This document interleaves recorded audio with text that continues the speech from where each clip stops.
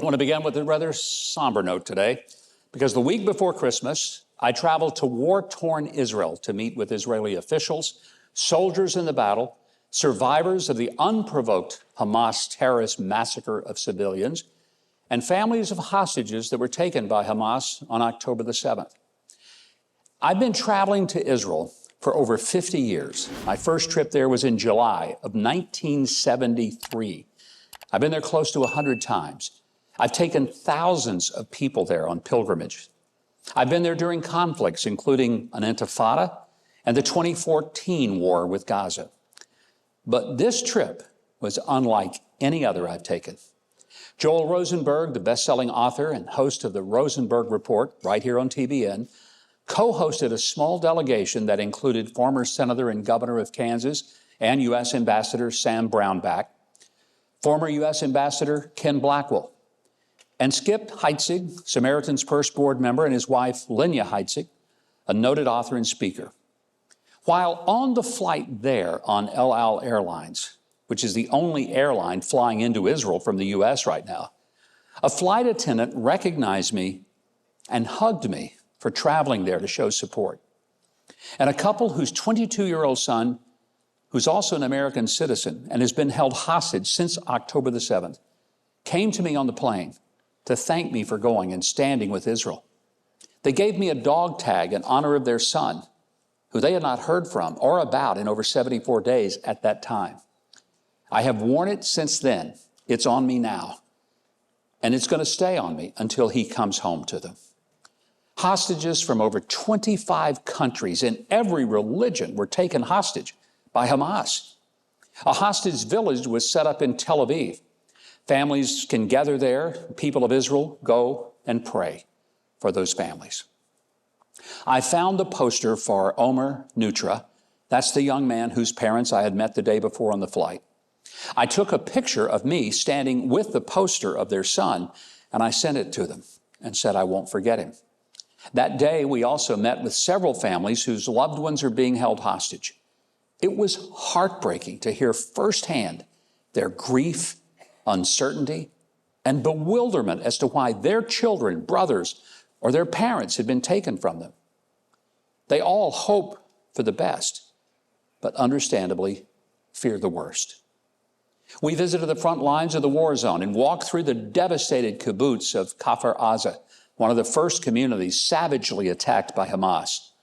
The barbarian atrocities that were inflicted upon babies, little children, young families, and elderly people, most of them are unmentionable on TV. You've heard some of the ways that Hamas sought to murder, mutilate, rape, and humiliate civilian Jews who were simply waking up on a Shabbat morning to the sound of bullets, bombs, and rockets. But it actually was much worse. The uncivilized and crazed killing was made worse by the fact that the terrorists of Hamas wore cameras on their bodies to record the slaughter and celebrate it with great glee. Imagine how depraved one must be to place a live baby in an oven in front of its parents and to joyfully murder the entire family, children first, then the parents, but only after violently raping the females and mutilating their bodies. And with body parts and dead bodies strewn about the blood-stained homes, demon-filled Hamas terrorists then casually raided refrigerators and cabinets for food or just went through their homes for possessions of value. And when the so-called peaceful Palestinians from Gaza knew that the villages had been neutralized from any living Jew, they themselves crossed over and looted the homes, even while the corpse of the families were still there.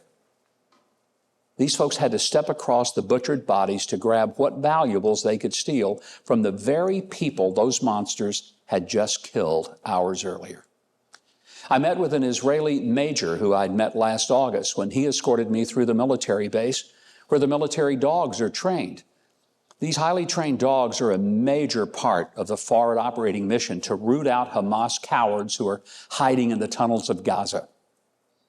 I also met with my dear friend and the CEO of the International Fellowship of Christians and Jews, Yael Eckstein, who you see on our show because the International Fellowship of Christians and Jews is one of our show's faithful partners. While at lunch in Tel Aviv, sirens forced us to take cover in the bomb shelter at the restaurant where we were having lunch. We could hear the Israeli Iron Dome defense system intercept Hamas rockets overhead that were intended to kill Jewish civilians. Thank God the Iron Dome worked. Israelis deal with that several times a day, every single day. Once was enough for me. I also met with my longtime friend, the Prime Minister, Benjamin Netanyahu. I assured him of the support of the Christian community of America for Israel and the Jewish people during this time of need. I personally can't think of anyone who could better lead Israel during this critical threat to their existence than this Prime Minister.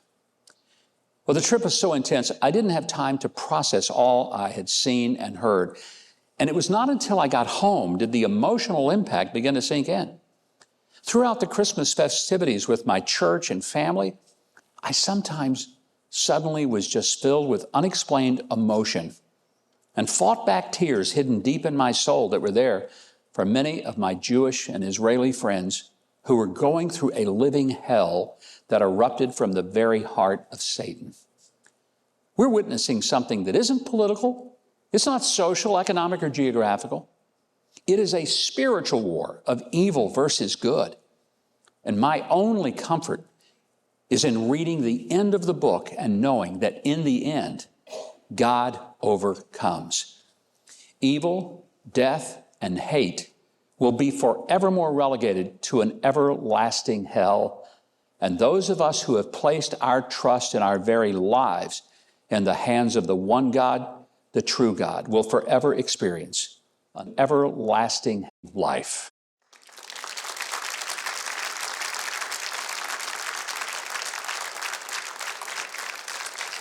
Well, we hope that despite so many tragedies around the world, that you were able to have a wonderful holiday, and we're glad you could be with us tonight.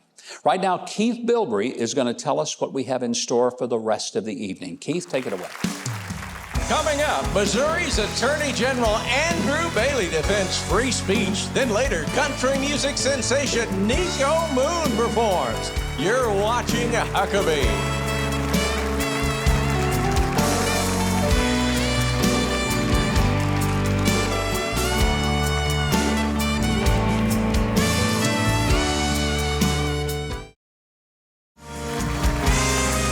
MikeHuckabee.com and sign up for his free newsletter and follow @GovMikeHuckabee on X.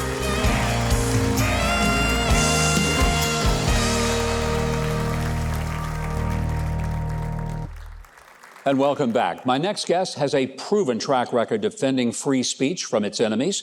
In his first year as Missouri Attorney General, he has sued the Biden administration for their censorship schemes in a case that will be heard by the Supreme Court. Now he's turning his attention to another target, a virulent left-wing organization called Media Matters, for their efforts to shut down free speech on X, formerly known as Twitter. I want you to give a great big welcome to Missouri's Attorney General Andrew Bailey. General, good to have you with us. Thank you. Thank you for what you're doing. Most people probably never even heard of Media Matters, but tell us what it is that they're doing that you find very, not just offensive, but destructive to our way of life and to freedom in this country. Well, Governor, I think it's important that we start by addressing the fact that the First Amendment right to free speech is the bedrock of who we are as a nation. And Missouri's been in that fight since I've been Attorney General and will continue to be in that fight. This is about protecting Missourians from deceptive, fraudulent schemes to manipulate the marketplace to attack the last platform dedicated to free speech in America. The evidence that we've uncovered and that has been presented in other lawsuits is that Media Matters, a radical, progressive, tyrannical group masquerading as a news outlet. They're a 501c3, not a news outlet. That they took controversial speech and juxtaposed it with prominent advertisers on X in order to bully those advertisers into pulling out of X. Now, the question is, why would a 501c3 masquerading as a media outlet want to manipulate the marketplace to do that? They can't control Twitter, X, so they hate it. And that's the problem. They're attacking the last platform dedicated to free speech in America, and we can't let them deceive Missourians in the process of them manipulating the market. But in the course of doing this, you're really fighting for every American. It's not just the people of your state that are going to benefit from this lawsuit. You're showing that there is a concerted effort, use the word conspiracy, I guess, if you would, to try to silence the voices of dissent against the deep state actors who would absolutely shut down the voices of anybody who disagrees with their left-wing nonsense. Yeah, that's absolutely right. You know, the First Amendment protects the battlefield of ideas. We're competing viewpoints. I love that phrase, battlefield of ideas. Haven't heard that before? I'm going to quote you often. Well, unlike Claudine Gray at Harvard, I will actually give you credit for the comment, though. It's cowards who can't win with their ideas on the battlefield of ideas who have to suppress speech. And that's acknowledged by the First Amendment. We put a stop to President Biden's vast censorship enterprise in the case of Missouri v. Biden, which will be heard at the United States Supreme Court here in the coming days. But this is a new front in the war for free speech, where, again, radical progressive groups masquerading as not-for-profits will use corporate pressure campaigns to attack anyone they disagree with. They can't win the debate, so they have to silence voices in opposition. We can't let that happen. This is a fight worth making here and now. And that's kind of what we're seeing with the whole effort at the part of states like Colorado and Maine to disqualify Donald Trump from the ballot. They're afraid they can't defeat him with votes, so if they disqualify him, make it impossible for people to vote for someone they want to vote for, they win the election by default. I mean, when I hear Joe Biden talk about threats to democracy, I'm thinking, what is a greater threat than that? Yeah, dripping with irony, right? Yeah. I mean, the very people that claim to be trying to protect our democratic republic are the ones undermining the rule of law that protects all of us equally in an attempt to achieve a radical left-wing political objective. And it's harmful. It's harmful to who, it's not who we are as Americans. So what can you hope to win in the lawsuit? If you succeed in this lawsuit against Media Matters, what happens then? Well, again, at the end of the day, we're going to use the tools, the law at our disposal, the laws that are on the books today. We're going to protect Missourians from a fraudulent scheme. If this 501c3 was soliciting contributions from Missourians under false pretenses, the state statute, we can use that to hold them accountable. But there's a bigger issue here. And again, this is about a conspiracy to form a combination and restraint of trade, which violates antitrust laws. Yeah. This is a radical progressive group that is manipulating the marketplace. Who benefited from that? And we need answers to those questions to determine which body of law best applies to the facts. Isn't this election interference, General? I mean, when I think about what we're talking about, if a media company can suppress information that would help voters make an informed decision, and if they can then give them utter misinformation that would make them think that this side is doing great things, that Bidenomics is working, whatever they wanted to present, it could be the other side. But the point is, what in the world is that if it isn't election interference? Well, why isn't there some charge for not filing election law requirements, because they are electioneering at that point? I completely agree. And, that's why the case Missouri v. Biden was so important. We uncovered that the Department of Justice was in possession of the Hunter Biden laptop 1 year before the 2020 election, and certainly knew of its authenticity, yet planted the seed of doubt in big tech social media that there was going to be a Russian disinformation campaign related to Hunter Biden. And so the big tech was more than willing to censor that story on the eve of the election. Again, that was information the American voting public needed to have as they moved to the ballot box. So the deep state has already proven that they will manipulate information and deprive Americans of information to interfere with our elections. What the Missouri v. Biden suit is all about is ultimately building a wall of separation between tech and state to protect our First Amendment rights from government censorship. But again, Media Matters has presented a new front in this war. This is a guerrilla operation. Yeah. We're no longer fighting conventional linear combat against a known enemy. They are manipulating a marketplace. So I completely agree with you. As state attorneys general, we've got to remain vigilant in this fight to protect the citizens of our states and our constitutional freedoms. You know, the real battle that's going on that I see in America right now is not happening in Washington. It's not being done by the House members or Senate, God bless their souls. It's being done at the state level by attorneys general across the country who are filing the lawsuits that are forcing information to come forward. I don't think a lot of Americans understand that's where the battlefield has become. Yeah, completely agree. I think that, in all sorts of different fronts, it's certainly the fight for our constitutional freedoms, and the First Amendment being one of those. We see that in the context of the Second Amendment as well. But it's also against the rise of the administrative state. There is no sanction in the United States Constitution for a fourth branch of government that has rule-making authority, rule enforcing authority, and rule interpreting authority. I didn't vote for the Undersecretary of the EPA, and yet somehow that person has a lot of power and control over how we live our daily lives. And so it's important that state attorneys general use the power of the judicial process to keep that in check and to prevent federal overreach by the administrative state. This case that's before the Supreme Court, the one that will deal with companies like Facebook and others that conspired with the government, and they sat down and figured out, okay, here's what we need to tell the American people. What's the impact of that? I think it's enormous. Again, the Fifth Circuit Court of Appeals has opined that this is the biggest First Amendment suit in this nation's history. We've done preliminary discovery, 20,000 pages of documents, numerous depositions. We've uncovered a relationship of coercion and collusion between federal officials and big tech social media targeting conservative voices exclusively for censorship. What the Fifth Circuit Court found, well, first of all, we put on evidence back in May, obtained a nationwide injunction. Again, the first brick in that wall of separation between tech and state to protect our right to free speech. We've successfully defended it at the Fifth Circuit Court of Appeals twice. And what the Fifth Circuit Court of Appeals found was that those censorship algorithms that were changed to boot conservatives off of big tech, those were done to satisfy the federal officials' demands. So nothing short of the soul of our nation, our ability to have free, fair, and open debate is at stake in this case, and I'm confident in our ultimate success on this issue. It is disturbing beyond my description to think that the federal government has sat down and told a media company, here's what you need to do to silence the voices of people who disagree with us, the government. I mean, what kind of world is that? That's third world banana republic stuff. General, I want to tell you, I'm not kidding. It's what you guys are doing at the state level, filing these lawsuits, getting the information, forcing it to go to an open court that is maybe the most important way to save this great republic. God bless you and thank you for your efforts. I hope America appreciates what you're doing for us. Thank you, Governor. God bless you. I have a feeling you're going to want to keep up with Attorney General Andrew Bailey on social media. He's fighting for you to protect all of us and uphold the Constitution. To get more information, go to Huckabee.tv. We'll give you the details and tell you how to connect. Right now, Keith Bilbrey is going to tell us what we have coming up later in this evening. Well, hilarious comedian Jeff Big Daddy Wayne is next. Then a very special Huck's hero is still to come. It's all tonight on Huckabee.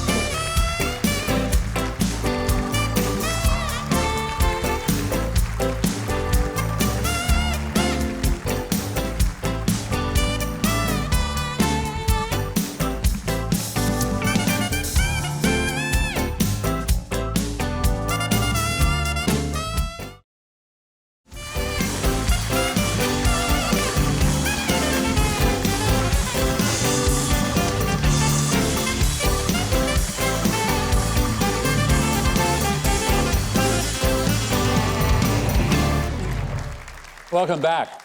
Tonight's comedian is making his second appearance here. Ever since he was with us before, I've been begging to get him back. His dry bar comedy special is called Big Daddy Kicks It. And by the way, he got that nickname from none other than Billy Crystal and Robin Williams. His audiobook is called Raconteur. It's an Amazon bestseller. And he's going to be the headline act at the Ahern Luxury Boutique Hotel in Las Vegas, February the 1st through the 3rd. I want you to welcome back to the show, Jeff Big Daddy Wayne.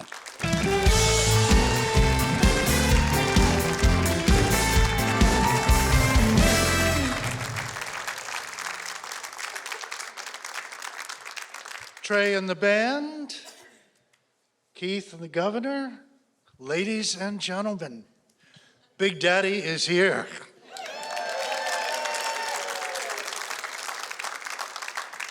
I'm originally from Newport, Kentucky. There we go, the town's empty tonight, isn't it? Just a little river town opposite Cincinnati, Ohio. Let me describe it for you. 1974, there was a flood. 6 blocks of devastation, $25 worth of damage. I go back once a year for my GED reunion. Because Newport, let me tell you something about Newport, Kentucky. It's filled with rednecks, good old boys, Southern gentlemen, and white trash. Or as some call us, white trash. As I tell my friends in LA, I moved to LA about 30 years ago, didn't have a nickel in my pocket. Now I'm $500,000 in debt. And I have nothing to show for it, nothing. I hear people on TV all the time, redistribute the wealth, redistribute the wealth. I'm from Kentucky, we need teeth. Those politicians have all those teeth. Do you ever see them smile? Give us your teeth. Then you hear people go, income inequality, income inequality. That means there's some people that have a lot of money and some people that are poor and have no money. Their idea is you take away from the people that have the money, give it to the people that don't have the money, and we're all equal. We're all happy. Now, right now, I'm okay with this program if it happens, because I have no money. But with my luck, I'll win the lottery. And they'll take away my money. And I won't be happy. And a lot of times I'm not happy with money because that recession really hit me. You see, I invested in gold coins. The problem was, inside was chocolate. Well, I want to tell you what happened recently. A friend of mine, I've been in LA for a while. I've gone to some Beverly Hills parties. It's not a big deal. You go out of curiosity, but I'm a peasant. It's not my type of people. And he wanted me to go with him, so I said, okay. And it's Beverly Hills, the mansions, white wine, brie, designer clothes. I'm a Brew Wings and Target guy. I don't fit. So I'm walking around, I'm listening to these ladies talking. They were in an intense conversation. And it was about the fact that women outlive men by 10 years. Did you know that's a medical fact, that women outlive men by 10 years? And then I realized why so many men are getting sex changes to become women. They're not transitioning to become women, they want to live. Now, when I got home, I started researching this. Why do women outlive men? And I have a theory. It's based on verbiage. A woman's verbiage is 4,000 times a day to a man's 1,000. That's 3,000 more times verbiage a day. 30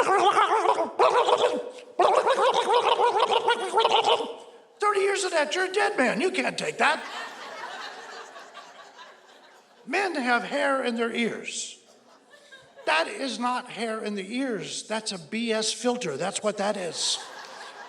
That's made so he can survive. Think of your grandpa.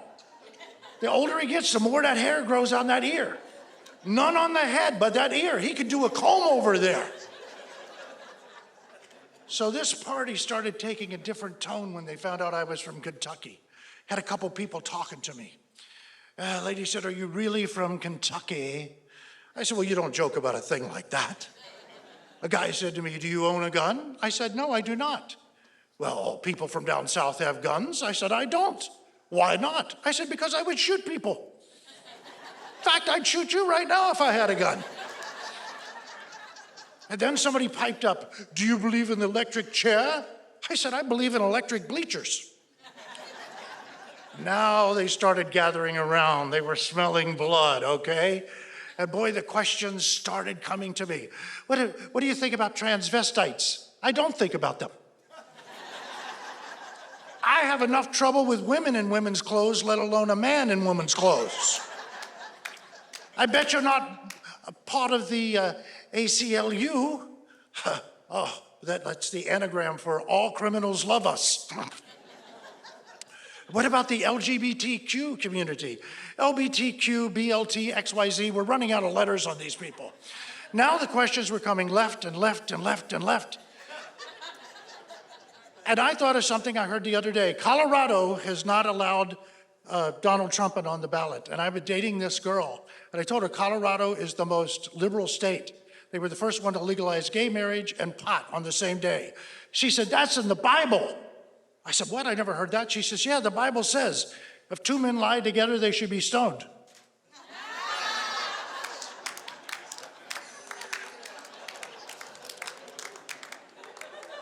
Hey, as far as I'm concerned, it was a happy ending because we've been going together. And I want to tell you, Happy New Year, ladies and gentlemen. Thank you very much. Thank you. Thank you.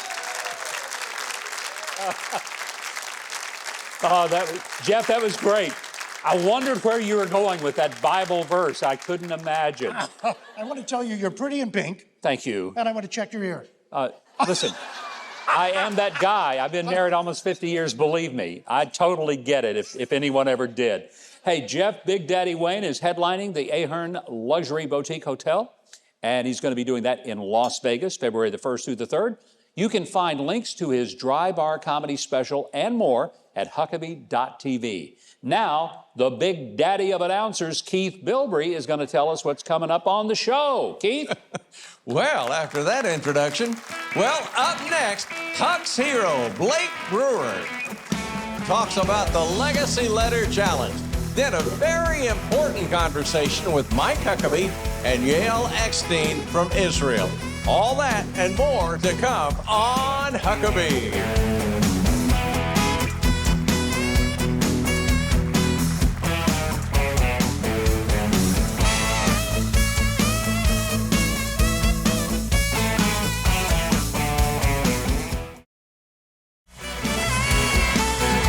Go to Huckabee.tv and get your very own Made in the USA Huckabee mugs, t-shirts, and more.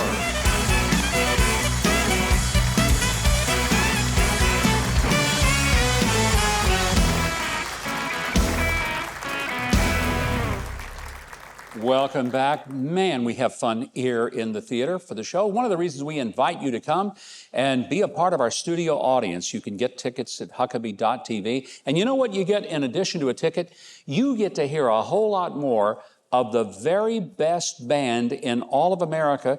Of course, I'm talking Trey Corley and the Music City Connection.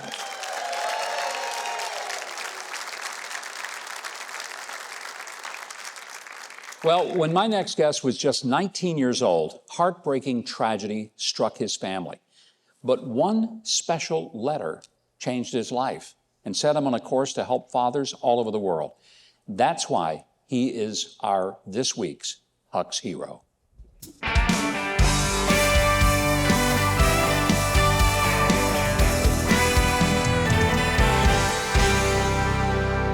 When I was 19 years old, my dad and I were snorkeling together in Hawaii, and tragically, my dad ended up drowning. In a matter of minutes, it went from one of the best days of my life to the worst. And I remember standing next to my dad's body, thinking, what the heck just happened? Like, I was literally just out there in the water with my dad. And I began to ask myself some questions. How are we about to make it? How am I gonna make it without him? Fast forward a couple hours, and now we're back in the condo, and I'm sitting on the edge of the bed in the back bedroom by myself, still just in total shock. And my mom appeared in the doorway holding something. And she said, Blake, I have found something in your dad's briefcase, something that I know he was gonna give you on this trip. I had no idea what she was talking about, but she walked across the room and she handed me a letter from my dad. Apparently, he'd been working on this for a couple months. He had no idea that he was about to die. I had no idea that this would be his final words to me. But as I read this letter, a sense of peace just came over me. I was comforted by his words. I felt hope that I was gonna make it. And so my dad was a man of faith, and so as I got to the last line of this letter, I really believe God allowed him to write this. He wrote, as you're being faithful to the Bible and to God, you're often gonna find yourself in the minority here on earth. But I assure you that in heaven, you'll be in the majority. Love your dear old dad. And I remember reading that thinking, I'm gonna see my dad again. So I cannot imagine my life without this letter from my dad. Please welcome the founder of the Legacy Letter Challenge, Blake Brewer. That is just beautiful to see this testimony. Well, Governor, thanks for having me here. And first of all, I do want to say, my family lives in Arkansas, and they told me to tell you they love your daughter. They don't love me, just Well, my daughter? It's just- They're okay with you, and they love your daughter. That's okay. I love her too, and I'm very proud of her. And I'm glad they're living in Arkansas. Oh, of course. I'm a Razorback. You went to great. school at Fayetteville, didn't you? Yes, sir. But my dad's letter, I can't imagine my life without that letter. And he had no idea, obviously. It was a total accident, unexpected drowning, and you had no idea that he had already prepared it. I mean, God orchestrated at least the transmission of that letter to you for such a moment. How good is God that he allowed my dad to write that letter? My dad had no idea. We're out there snorkeling. I did my best to try to save him, wasn't able to. And then at the exact right time, I got that letter. At the time, when you read that letter from your dad, obviously it had a deep impact upon you. But at that moment, you could not have imagined that it would become your life's work, is to encourage fathers to write letters to their children. Oh, yeah, I had no idea.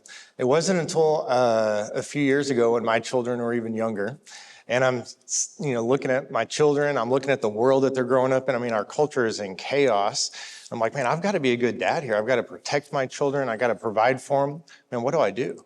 I know what I'll do. I'll write them a letter. And so I began to write this letter, and it was really difficult. I'm staring at a blank sheet of paper, like, what the heck am I about to write? But I knew I had to finish. And so when I finished this letter, it felt amazing. Like I knew I had created something of value for them. And I realized, like, as I was doing it for them, this was for me. And so then I gave it to my children. But it was really through that process that just one day I was like, I can help more people get a letter from their dad. And so that's where the mission started, to help 1 million dads write at least one letter to their children. Blake, what kind of things do you hear from dads who write the letters and from their children who get these letters? Yeah, I was talking to a guy who had got a letter from his dad. Yeah. I helped his dad write the letter. His dad was in the military and had been deployed a lot. I mean, great family, great dad. And it was such an honor for me to help this guy because he served our country. My dad was so patriotic, so to help him write this letter. Well, I talked to his son, young 20s, and he said the first time I read that letter from my dad, it was the closest I'd ever felt to him in my life. And then he said, I read it every single week, sometimes multiple times a week.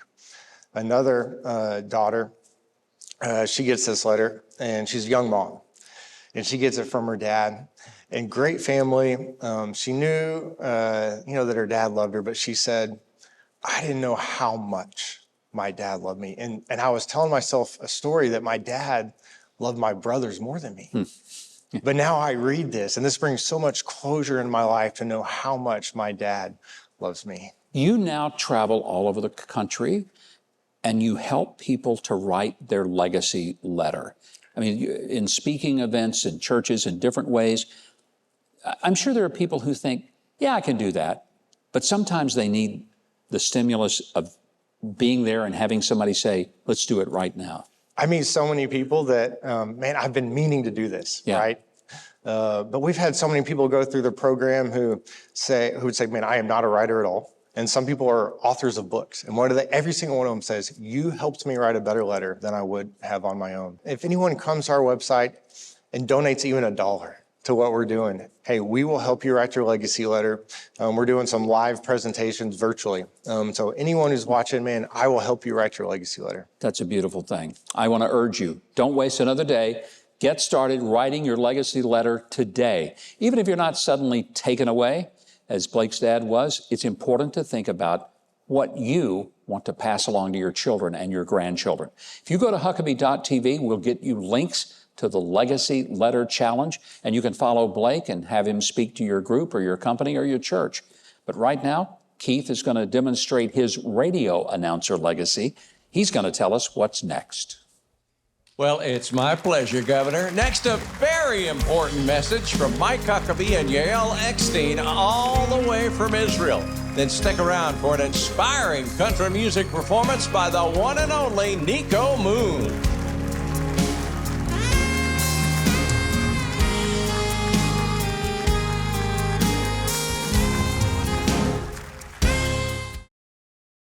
Well, I'm so grateful for our friends at Samaritan's Purse who never fail to respond to the most disastrous emergencies all over the world. No matter the storm or trouble that comes, Samaritan's Purse volunteers are on the ground working day and night to help these communities and to reflect the love of Christ to everyone they come into contact with. If you're not already supporting this wonderful ministry, I hope you will consider joining their mission today and experience the immense fulfillment that comes with being part of such a wonderful and important work of God. You can do so. Just scan the QR code, or you can call the number on your screen. Thank you, and God bless you. Well, while I was in Israel, I spent time with my dear friend Yael Eckstein, the president and CEO of the International Fellowship of Christians and Jews. Now, you hear a lot about the organization here on TBN, but this was a historic moment when I got to see the vital importance of what they do during a time of genuine crisis, a war threatening Israel's existence. I recorded an interview with her in Tel Aviv, and she said some things that all supporters of Israel need to hear. Here's that conversation. Yael, you have been incredibly involved with the organization, International Fellowship of Christians and Jews, distributing assistance to people since October the 7th. Tell us about some of the things that the fellowship has been able to do. Well, the fellowship was on the ground as terrorists were still roaming. We were bringing food to the elderly. We were helping when people were freed from their bomb shelters and their loved ones were taken hostage or killed. We were bringing them food and shoes because all of their belongings were destroyed. And so the needs have changed, but we've continued to be on the ground. For example, in Sderot, you might have been there during this trip, there are 500 elderly who stayed behind, who said we would rather die in our homes than live as refugees. And so there's no supermarkets open, there's no neighbors, there's no one to take care of them. So the fellowship goes every week, brings them food, brings them volunteers to sit with them, to visit them, to tell them there are Christians in America who love you, you're not alone. And to hear that message as rockets are falling, as your city's been evacuated, as your loved ones have been killed or kidnapped, the fact that Christians abroad are with them, I just think of God with us within our despair, within our sadness, and it's this message of hope that you're not alone. I think since October the 7th, more people have realized the extraordinary work you do, the largest relief organization in all of the state of Israel. But the needs have increased dramatically since then. You're even supplying things that is not typical. I mean, it's normally food and clothing and basic things. Bulletproof vests. Yeah, I never thought, Governor Huckabee, that we'd get to a place where we would say these bulletproof vests are the difference between life or death for the civilian first responders. And what we saw was on the northern border, where every single day there are anti-tank missiles being launched at people and at cities, and rockets coming over the border. And if, God forbid, it gets worse, we could have 200,000 rockets in one day launched at Israel. And on the southern border, where you were there, you feel the ground shaking. And the civilian first responders didn't have bulletproof vests, and people were dying. And so we went and we distributed over 5,000 bulletproof vests to civilian first responders on the northern border, on the southern border, in Judea and Samaria, and it's already saved dozens of lives in a direct way. Are you afraid personally? I mean, you live here, your family's here, you have children here. You're all over the country in some of the most challenging situations. You hear bombs going off in the background, missiles flying over. On a personal level, that's got to be stressful to you and to your family to live with this threat every single day. I don't know how people live without faith. And it's a time where I've held on to God and God's calling on my life more than ever before. And so I think when you have God on your life and you feel a calling for yourself, for your family, for your people, that calling and that faith is louder than the fear. So I can't say I've never been scared, but I can say that God has never abandoned me. What can Christians in America do to help our friends in Israel? Because I believe Christians in America are praying for Israel. They're concerned. They want to be helpful. They want to make sure that the people of Israel know we stand with them. What can we do? The fact that we know that Christians want to stand with us, that they are standing with us, that they're praying for us, that they're defending us on every front is something that's historic and biblical and prophetic and new. We've all learned about the Oskar Schindlers and the Ten Booms, and we always say, if we were in the Holocaust, would we have done that? Would there be, how many Christians would there be now During the easy times, Christians are standing with us. What about when it gets hard? Are they going to turn their back on us? And what we've seen in Israel is the opposite. That as times get hard, as it's even threatening sometimes to stand with Israel, our Christian friends have done more to be vocal. I was speaking to a mutual friend, Penny Nance. Yes. And she said to me, Yael, I sent out a note to all of my people on campuses and said, go to the Israel rally, stand with the Jews. And they all wrote back, there are no rallies. They're too scared, the Jews on campus. She said, so then the Christians need to do the Israel rallies and let the Jews join if they want. And for me, that summarizes it. Between the food and the thousands of meals that the fellowship is distributing every day to people in need, the bulletproof vests that are saving lives, the Christians who are saying the Jewish community is too scared right now, we're going to lead it. What the Christian community can do for Israel is to continue to stand for Israel, which isn't a given, to pray for Israel. And whether it's $5 or $25, in a tangible way to bless Israel. Because that $5 and $25, when put together, transforms into thousands of Holocaust survivors getting food. So I think the Christian community just has to continue staying strong because it's the same enemy that we're facing. And the more the Christian community stands for Israel, I believe the stronger the Christian community will be. I believe that as well, and we do stand with you and pray for the peace of Jerusalem. God bless you, my friend. We will never forget it, Governor. Thank you. I want you to know that we will never forget it. Thank you. If you'd like to learn more about the International Fellowship of Christians and Jews, and if you'd like to learn how you can help them, help the people of Israel during this dark time of greatest need, visit Huckabee.tv. We have a direct link to them. Right now, we have some really exciting finish in store for the show. Keith Bilbrey is standing by. He's pretty excited to tell you all about it right now. Well, don't go away. Country music artist Nico Moon performs right after the break on Huckabee.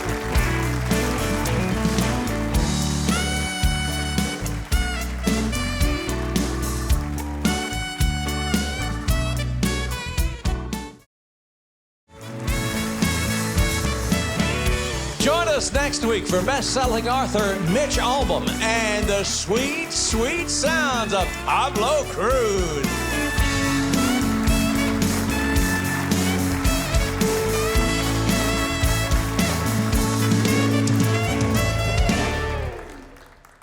Welcome back. Nico Moon first came to fame co-writing hits with Zac Brown. His first solo single, Good Time, hit #1 on the country charts. He's since released a string of hits on his own, while the 8 #1 hits that he's written for artists from Morgan Wallen to Rascal Flatts have earned him a CSAC Country Songwriter of the Year award. His latest single, it's called Falling for You, and he's got a new album and a single, Better Days. That comes out the 19th of this very month. He also happens to be the founder of the Happy Cowboy Foundation. I love the name of that. It helps victims of addiction. I want you to give a big welcome to a wonderful guy and a terrific, talented artist, Nico Moon. Nico, welcome. How's it going? Great to have you here. It's great to be here. When you grew up, you got interested in music because of your dad. And Yes. he played music, but when your mom got pregnant with you, he said, I'm getting off the road. I'm going to drive trucks so I can be home with the boy. He did. He got off the road at 23 and became a full-time truck driver. He just retired last year, and I'm so grateful that I grew up with creative parents that really love music and always, I guess, pose it as an option to me, because sometimes it can get relegated as a hobby. You know? Parents kind of discourage it. You can never make a living at it. Yeah, exactly. And your parents encouraged you to pursue your dream. They did. They nurtured it. They said, if you really want to go for it, you can do it. Nico, it's kind of worked out pretty well. I think they were pretty smart parents. And that's something I wish every parent would do, is to find out what his or her child really is geared up for. Yeah, passionate and help about. them to do it. Absolutely. You were a songwriter, perhaps more than you were a singer, until you decided to go out on your own and sing your own stuff. But when you're a songwriter and you're writing stuff, you give it to a Morgan Wallen or Rascal Flatts and they make a big hit. Does sometimes you ask yourself, I should have recorded that. I'd have been the hit maker. Does that ever happen? No, because when I sit down to write a song, Yeah? I already have in my mind if I'm writing for myself or for somebody else. Oh, really? Yeah, so like for instance, if I'm writing a song for the Zach Brown Band, I'll put on my imaginary beanie, you know, and my imaginary leather vest and my imaginary 5 kids. And then I say, okay, now what do I want to write about? So what's been the biggest thrill that you've had? You know, going out on the stage and hearing the people just love your music, there's got to be something internally that just clicks when that happens. For me, it's the connection with people. Yeah. I have found that music is the best way I can connect with people. And every single night, when I look out there and I see that everybody's kind of hitting the pause button for the moment on all the stresses of life, because as we know, modern reality can be so stressful sometimes. Yes, it can. And we're just enjoying life, celebrating life in that moment. To me, that's the greatest gift that I've gotten from this. And Have you got 20 seconds to tell me what the Happy Cowboy Foundation is all about? yeah, so the Happy Cowboy Foundation is launching January 19th with the new album. Wonderful. And to make a long story short, it's going to help people get therapy that are looking for it but can't afford it. Wonderful. So anybody can go to the happycowboyfoundation.org to donate or to sign up. And we got all these amazing organizations that we work with that provide therapy for people that are looking Who for it. can't love a happy cowboy? I mean, it's just natural, right? Well, Keith, while Nico gets ready to perform for us, I want you to tell our viewers how they can keep up with all the latest from Nico Moon. Just go to Huckabee.tv to find all the links to his music, tour dates, and more, including the new album Better Days and to the Happy Cowboy Foundation.